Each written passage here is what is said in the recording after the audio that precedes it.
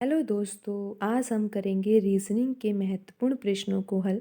दोस्तों, ये प्रश्न गत वर्ष में एनएमएमएस परीक्षा में पूछे गए प्रश्न हैं। दोस्तों, आपको पता होगा मैट का पेपर होता है और एक होता है सेट का पेपर। इस परीक्षा की बात ही हो रही है। एनएमएमएस परीक्षा है, उसमें मैट का पेपर भी होता है और सेट का पेपर भी होता है। मैट के पेपर जो होता है उसमें 90 प्रश्न आते हैं और 90 प्रश्न जो होते हैं दोस्तों उसमें रीजनिंग के प्रश्न पूछे जाते हैं। और रीजनिंग के प्रश्नों का वेटेज दोस्तों बहुत ज़्यादा है, तो आप रीजनिंग के प्रश्नों का ज़्यादा से ज़्यादा अभ्यास कीजिए। और आइए दोस्तों, हम शुरू करते हैं आज का पहला प्रश्न। दोस्तों, क्वेश्चन नंबर 13 को हम आज करेंगे। दोस्तों, ये प्रश्न जो है वो दिशा संबंधित प्रश्न है। और दोस्तों, इस प्रश्न को हम बिल्कुल आसान तरीके से समझाएंगे और आपको समझ में आ जाएगा। देखिए दोस्तों, इस तरह के प्रश्नों को आपको किस तरीके से हल करना चाहिए। आपको सबसे पहले तो दिशा का ज्ञान होना चाहिए दोस्तों, कि दिशा कौन कौन सी साइड कौन सी दिशा होती है। दोस्तों, आपको पता होगा इस साइड पूरब होता है।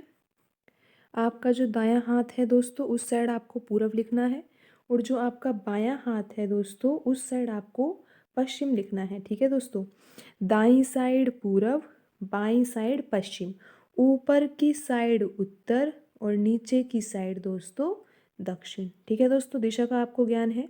अब हम सवाल को शुरू करते हैं। दोस्तों, यहाँ पर लिखा पड़ा है कि मोहन 12 मीटर उत्तर दिशा की ओर चला। तो दोस्तों, मोहन किस ओर चला? उत्तर की ओर। दोस्तों, जब हमें किसी की भी कोई चलना शुरू करना है तो वो हमें यहाँ से मूल बिंदु से करना है, इस बिंदु से। तो जैसे ही वो चलना शुरू करेगा तो यहाँ से शुरू करना है दोस्तों हमें।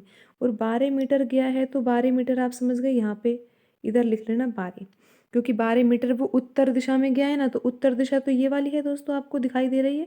और इस दिशा में ये लड़का जो है वो मोहन, वो 12 मीटर चला है। फिर वह दाहिनी तरफ मुड़ा। दोस्तों, ये जो प्रश्न होते हैं इसमें आपको सिर्फ यही समझना है, समझना यहाँ पर यही है कि दाहिनी ओर में हमें क्या करना है और जब बाईं ओर आए तो क्या करना है। दोस्तों, बिल्कुल आसान तरीके से समझाएंगे हम।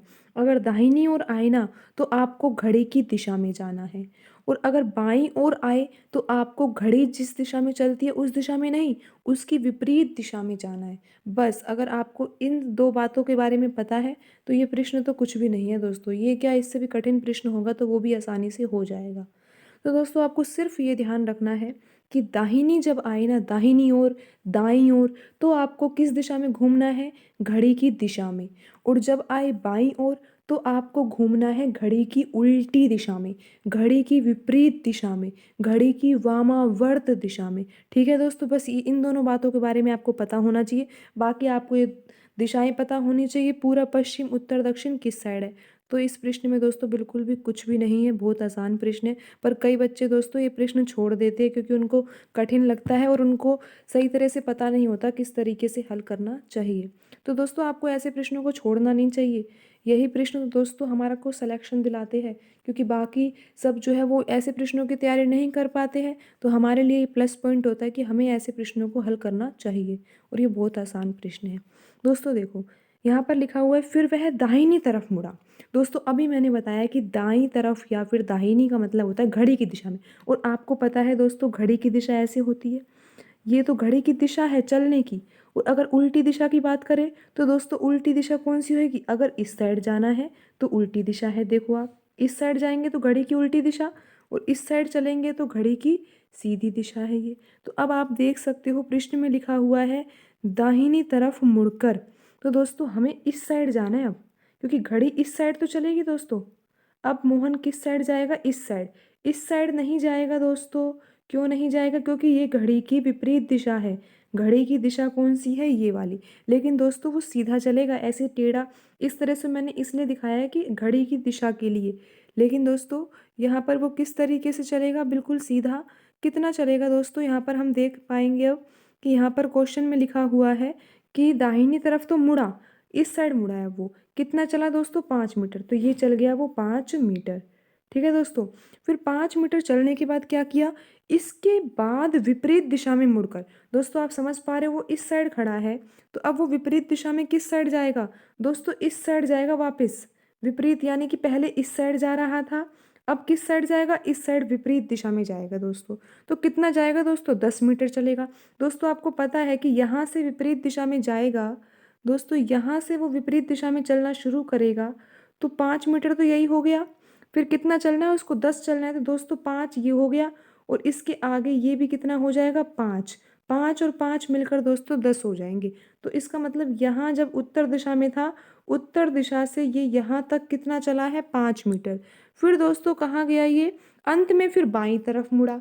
तो दोस्तों बाईं तरफ मुड़ा है तो घड़ी की उल्टी दिशा में, घड़ी की विपरीत दिशा में। तो दोस्तों अब आप देख सकते हो, अगर ये इस तरीके से चले तो कौन सी दिशा होएगी, घड़ी की चलने वाली सीधी दिशा होगी।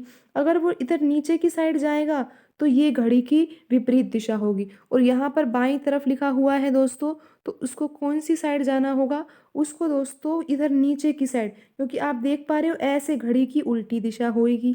होएगी ना दोस्तों, बिल्कुल होएगी। तो अब ये कितनी चला है दोस्तों, यहाँ पर ये मुड़कर कितना चला है दोस्तों, 12 मीटर चला है। तो दोस्तों 12 मीटर चलने के बाद ये यहाँ पहुँच गया, यहीं इस सीधी लाइन पे हो गया दोस्तों, समझ रहे हो आप।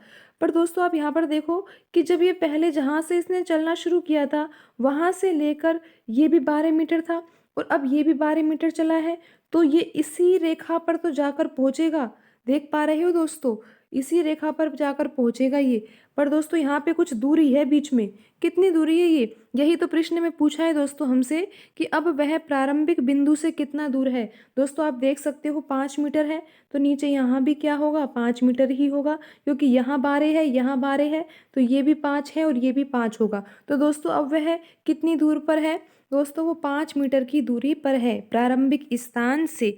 और दोस्तों आप देख सकते हो कि यहाँ पर जो ऑप्शन 3 लिखा हुआ है वो 5 मीटर ही लिखा हुआ है। दोस्तों बिल्कुल आसान प्रश्न था, एक बार फिर से आप चित्र देख लीजिए। दोस्तों यहाँ पर लिखा हुआ ये है आपका, कौन सी दिशा है दोस्तों, ये नॉर्थ है, और ये है साउथ, ये है ईस्ट, ये है वेस्ट। और दोस्तों 12 मीटर उत्तर दिशा में चला था, तो 12 मीटर यहाँ चल गया, यहाँ से चलना शुरू किया दोस्तों इसने, कहाँ से, यहाँ से चला और 12 मीटर चल दिया उत्तर दिशा की ओर। फिर वह दाहिनी तरफ मुड़ा, दाहिनी तरफ यानी घड़ी की दिशा में कितना, 5 मीटर। दोस्तों यहाँ हमने 5 मीटर लिख दिया। फिर दोस्तों अब उसने क्या किया, फिर विपरीत दिशा में मुड़ गया। विपरीत दिशा यानी कि पहले वो इस दिशा में जा रहा था दोस्तों, यहाँ जा रहा था, लेकिन अब वो कहाँ जाएगा, इसकी उल्टी दिशा में। तो कितना चला दोस्तों, 5 तो यही हो गया, फिर 5 यहाँ और पहुँच गया आगे चल के। ठीक है दोस्तों, फिर वो अंत में बाईं तरफ मुड़ा, बाईं तरफ यानी कि घड़ी की उल्टी दिशा में। पर कितना चला दोस्तों, आप देख सकते हो 12 मीटर चला, 12 मीटर चल गया, ये हो गया 12 मीटर। दोस्तों ये भी 12 मीटर है, ये भी 12 मीटर है, तो सीधा सा अर्थ है कि ये जो पश्चिम वाली यहाँ पर रेखा खींची हुई है, इसी रेखा पर ये आएगा। और आप देख सकते हो कि ये 12 है, ये 12 है, तो ये 5 है, तो दोस्तों ये भी कितनी होएगी, 5। और ये जो मोहन नाम का एक लड़का है, ये लड़का अब प्रारंभिक जो इसका बिंदु था वो ये है, और प्रारंभिक बिंदु से अब ये कितनी दूरी पर है दोस्तों, 5 मीटर की दूरी पर है। और दोस्तों जो यहाँ पर ऑप्शन 3 है उसमें 5 मीटर ही लिखा हुआ है। तो दोस्तों ये प्रश्न बहुत आसान होते हैं, ऐसे प्रश्नों का आप ज़्यादा से ज़्यादा अभ्यास कीजिए, और जो प्रश्न पत्रों में आए हैं, पिछले प्रश्न पत्रों में, उन प्रश्नों का अभ्यास कीजिए। बिल्कुल ऐसे ही प्रश्न हैं, ज़्यादा कठिन लेवल का प्रश्न नहीं पूछा जा रहा है। तो दोस्तों आज की वीडियो में इतना ही, मिलते हैं अगली वीडियो में। धन्यवाद दोस्तों।